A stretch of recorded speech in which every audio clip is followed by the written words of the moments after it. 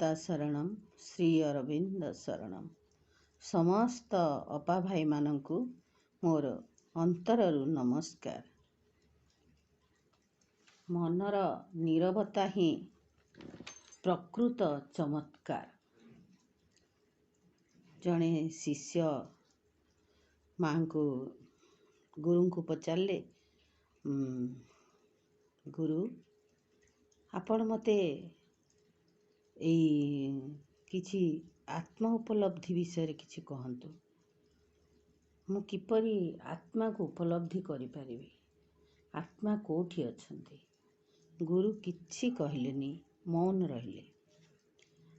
पुणी किछि समय परे पुणी से सही प्रश्न कला, प्रभु मते किछि कहंतु। गुरु किंतु नीरव रहिले। तृतीय थर मध्य सही गोटे कथा, प्रभु मते आत्मा विषय किछि कहंतु। गुरु सही परि नीरव रहिले। शिष्यटी विचलित हो पड़ा एवं तांको पाद तले पड़ जाई कहला, प्रभु मु कोठी कौन भूल करिछि कि, मोर किछि भूल हो जाइछि कि, आपण किछि कहूनांती काहेकि, किछि कहंतु। सेतबेले गुरु मुह खोलले एवं कहले, मु तो एते बेले पर्यंत तते से गोटे कथा ही बुझेवा चेष्टा करुली, आउ तू बुझी पारुनु, मु कौन करिबी। अरे असल है मौन रहिबा। मौन होची असल साधन। आत्मा को जानिबा को हेले असल कथा है मौन रुह। आत्मा को जानिबा को हेले मौन रहिबा को पड़िबो। आ मौन बिना मुक्ति असंभव। आत्मा को जानिबा संभव नुहे। आत्मा को जानिबा को हेले सबु संपर्क को तुटेई, बाह्य संपर्क को तुटेई केवल आत्मस्थ हेबा को पड़िबो। आ मौन बिना ए सबु किछि संभव नुहे। साधना रे मौनता ही सबुठारु उच्च साधना। आमे जेतेबेले पर्यंत पूरा पूरी मौन न होई पारिछंती, से पर्यंत आमे आध्यात्मिकता विषय रे मोटे जानी परिबा नहीं। साधना रे मोटे अग्रगति करि परिबा नहीं। आध्यात्मिक साधना पाई तो मौनता ही होची सर्वोत्कृष्ट आधार। सत कथा कहबाकू गले जेतेबेले पर्यंत आमे मौन न रही पारछंती, सेतेबेले पर्यंत आत्म उपलब्धि होई परिबो नाही।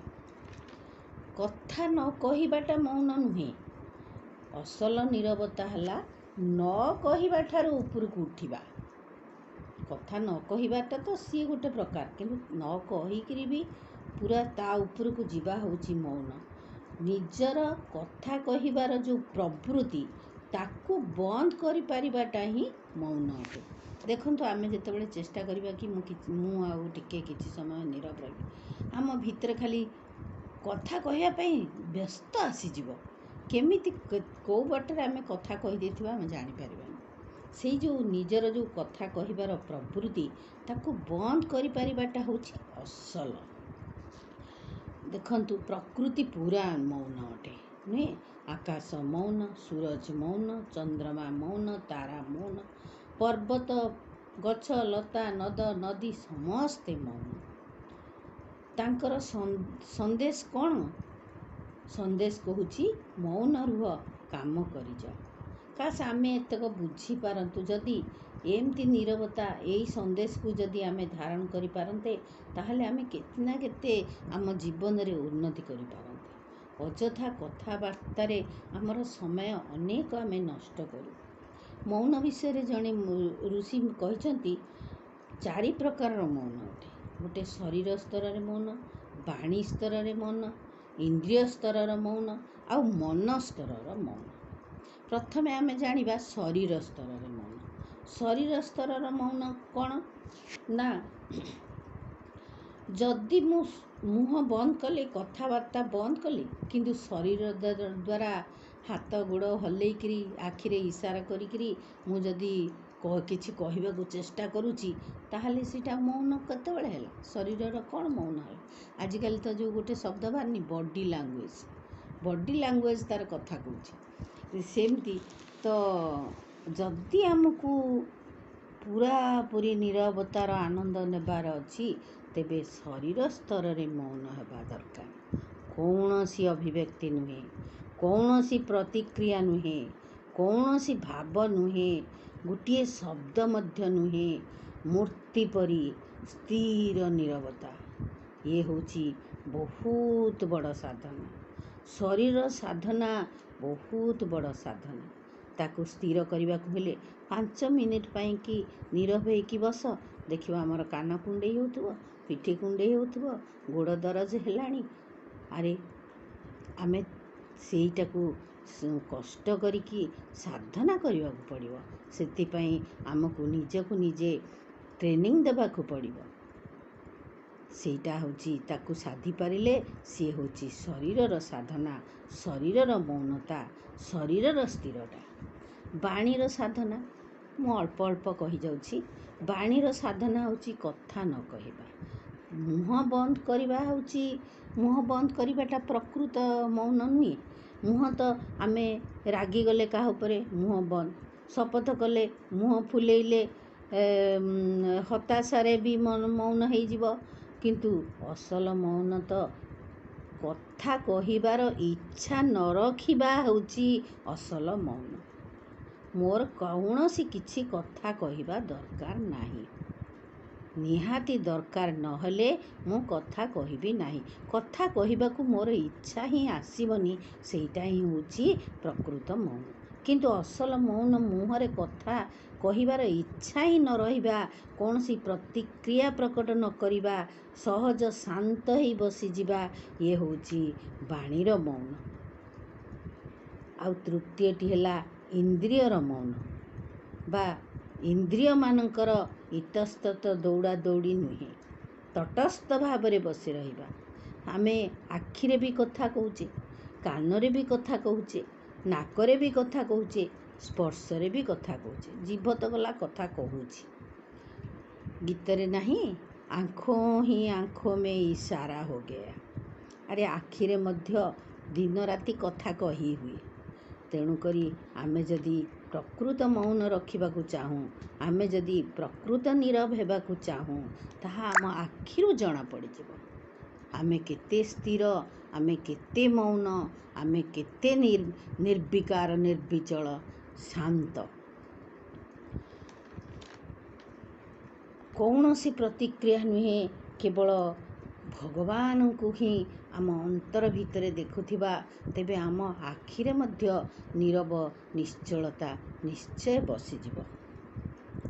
गंध नाक जदि आमर कौनसी गंध सुंघिबा पई बारंबार इच्छा कला, ताहले नाकर कोठी मौन हला।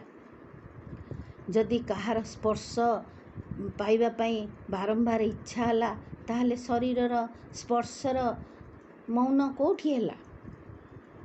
सेमती जदि आमर इंद्रिय मानकरे तटस्थता आसुनाही, इंद्रिय माने तटस्थ न होई पारुछंती, ताहले आमर मौन कोठी हला। एई इंद्रिय मानकर मौन आउ यहाँ ठारू उपरकू हेला मनर मौन। मनर नीरवता हला सबु प्रकार इच्छा ठारू उपरकू उठी जिबा। काहा ठारू किछि संवाद दरकार नहीं, आमे काहाकू किछि संवाद देबा दरकार नहीं। सबु आमर मनर आम चित्तर चेतना पाखरे केंद्रीभूत हेबा, सेईटा हला आम मनर प्रकृत नीरवता। मन नीरव ही प्रकृत ध्यान अटे। मन को आमे नीरव करदेले सबु मन स्थिर हो जिबे। शरीर मन भी स्थिर हो जिवो, इंद्रिय मन भी स्थिर हो जिवो। आम मनर मौन, शरीर मौन, इंद्रिय मानकर मौन। कारण आमर स्विच टी ही तो ऑफ हो जाइछि। मन ही आमर स्विच।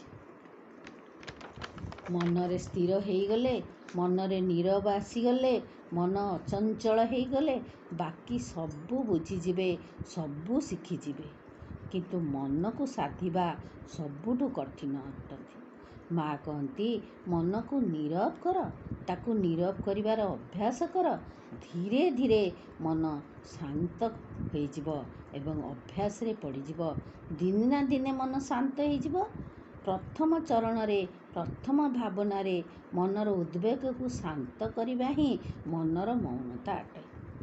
ମନରେ କୌଣସି ଖଲବଲି ନ ହଉ, ଉତ୍ତେଜନା ନ ହଉ, ଆବେଗ ନ ଆସୁ, ଆକର୍ଷଣ ନ ରହୁ। ଏଇଟି ବି ତ ଗୋଟିଏ ବଡ଼ ଉପଲବ୍ଧି। ସାଧନାର ସବୁଠୁ ଉଚ୍ଚ ରୂପ ହେଲା ମନର ମୌନତା। ମନ ନୀରବ ହେଇଗଲା ତ ସବୁ ନୀରବ। ଆମର ଜାଣ ଆମ ନିଜକୁ ନିଜେ ଆମେ ଜିତିଗଲେ।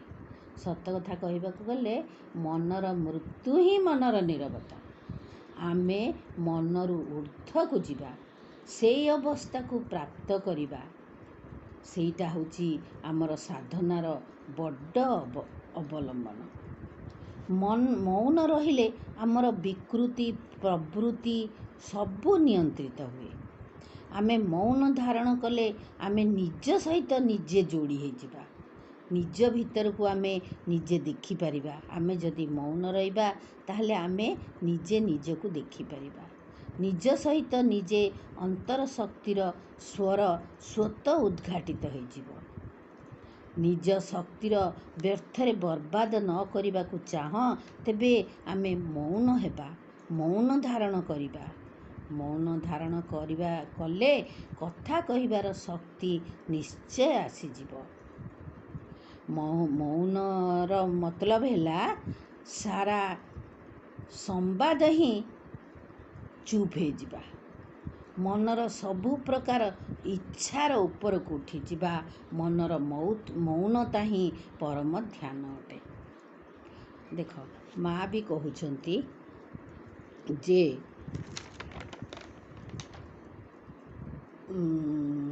ନିଶ୍ଚଳ ନୀରବତା ସର୍ବଦା ଉତ୍ତମ ଅଟେ। ଯୋଗାଦାର ବହିରେ ଲେଖିଛନ୍ତି, ନିଶ୍ଚଳ ନୀରବତା ସର୍ବଦା ଉତ୍ତମ। ବିକ୍ଷୋଭ ଅଶାନ୍ତିରୁ ମୁକ୍ତ, ସ୍ଥିର, ସ୍ୱଚ୍ଛଳ ଓ ପ୍ରଫୁଲ୍ଲ ଏକ ମନ ବିଷୟରେ ମା କହନ୍ତି, ଯାହାକି ପ୍ରକୃତିର ରୂପାନ୍ତର ପାଇଁ ପ୍ରଭୁଙ୍କ ଶକ୍ତି ଆଡ଼କୁ ଉନ୍ମୁକ୍ତ ରହିପାରିବ। ପ୍ରଧାନ କଥା ହେଲା ବିକ୍ଷୋଭ ସୃଷ୍ଟିକାରୀ ଭାବନା, ଭୁଲ ଅନୁଭୂତି, ଚିନ୍ତାର ବିଭ୍ରାନ୍ତି ଓ ନିରାନନ୍ଦ ଗତିବୃତ୍ତି ଆଦିର ଆକ୍ରମଣରୁ ନିଜକୁ ମୁକ୍ତ କରିବା। ଯେତେବେଳେ ମନ ମୌନ ହୋଇଯାଏ ଓ ପ୍ରଶାନ୍ତ ରହିଥାଏ, ସେତେବେଳେ ଶକ୍ତି ସହଜରେ କ୍ରିୟା କରିପାରେ। ପ୍ରଶାନ୍ତିର ଏକ ବିଶାଳ ତରଙ୍ଗ ଅଥବା ସମୁଦ୍ର, ଏକ ଜ୍ୟୋତିର୍ମୟ ବିପୁଳ ବାସ୍ତବତାର ନିରବଚ୍ଛିନ୍ନ ଚେତନା। ଏହା ହିଁ ହେଉଛି ପରମ ସତ୍ୟ ସମ୍ପର୍କରେ ମୂଳ ଉପଲବ୍ଧିର ଯଥାର୍ଥ ସ୍ୱରୂପ। ଯେତେବେଳେ ଏହା ମନ ଓ ଆତ୍ମାକୁ ସ୍ପର୍ଶ କରେ, ମା'ଙ୍କ ନିକଟରେ ଆମେ ଆସ୍ପୃହା ଜଣାଇବା ଯେପରି ଆମର ମନ ସ୍ଥିର ଓ ମୌନ ରହିପାରେ। ତା ଭିତରେ ସ୍ଥିରତା ଦୃଢ଼ ପ୍ରତିଷ୍ଠିତ ହୋଇପାରେ। ମନ ଯଦି ସ୍ଥିର ନୁହେଁ, ତେବେ ଯୋଗର ଭିତ୍ତି ଗଠନ ସମ୍ଭବପର ନୁହେଁ। ସାଧନାରେ ଯାହା ପ୍ରଥମେ କରିବାକୁ ହେବ, ତାହା ହେଉଛି ମନରେ ଏକ ସ୍ଥିର ଶାନ୍ତି ଓ ନୀରବତା ପ୍ରାପ୍ତି। ନଚେତ୍ ଆମର ନାନା ଅନୁଭୂତି ଆସିପାରେ, କିନ୍ତୁ କିଛି ବି ସ୍ଥାୟୀ ହେବ ନାହିଁ। କେବଳ ଏକ ସ୍ଥିର ମନ, ମୌନ ମନ, ନୀରବ ମନରେ ହିଁ ସତ୍ୟ ଚେତନା ପ୍ରତିଷ୍ଠିତ ହୋଇପାରେ, ଗଠିତ ହୋଇପାରେ। ତ ଆଜି ତ ସମୟ ହେଇଯାଇଛି। ଆଜି ପାଇଁ ଏତିକି ରହୁଛି। ଶ୍ରୀମାତା ଶରଣମ୍, ଶ୍ରୀ ଅରବିନ୍ଦ ଶରଣମ୍।